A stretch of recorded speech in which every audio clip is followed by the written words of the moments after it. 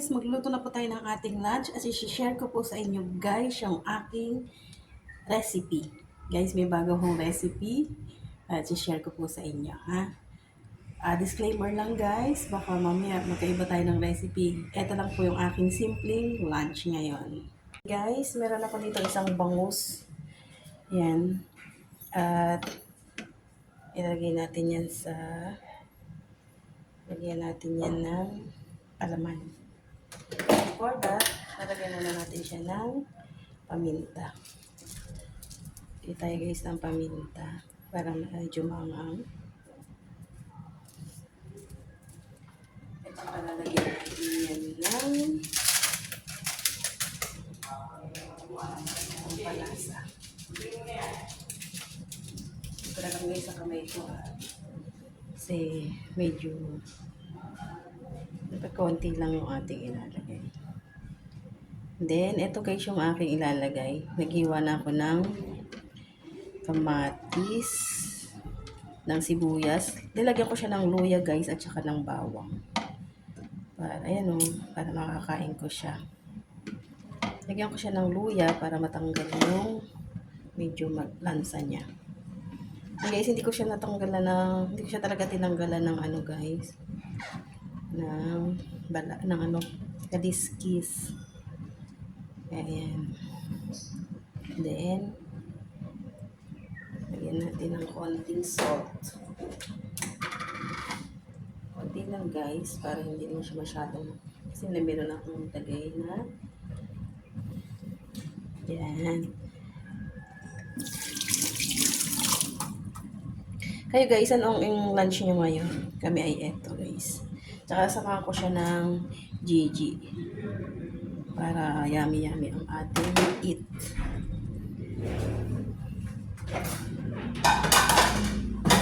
Tsaka ko siya dyan guys, ibabalot.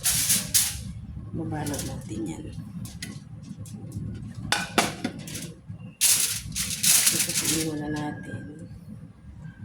Tutupiin parang ano guys, taro dito. Parang damit lang, di ba? Hindi guys, i-assemble natin yan. Yan. I-assemble natin ang ating fish. Lalagay natin dito para pag pinarito natin, hindi nagtatalsikan sa atin, di ba? Too dangerous guys. Makailang beses na akong natalsikan yan. At sobrang sakit. I-assemble natin.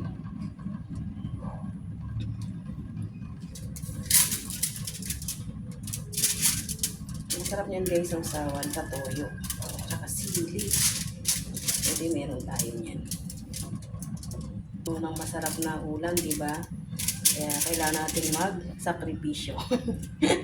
Di ba guys, ang hirap kasing balutin.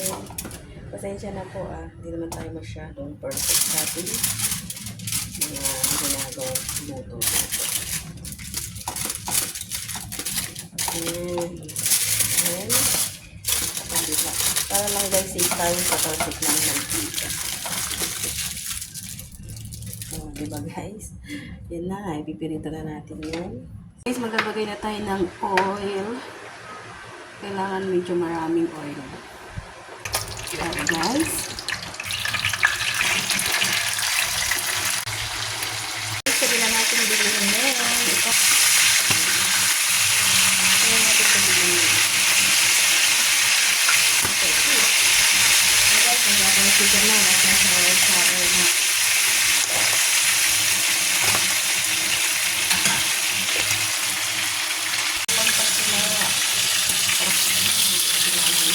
Yan na po ang ating pinis ulam at sausawan.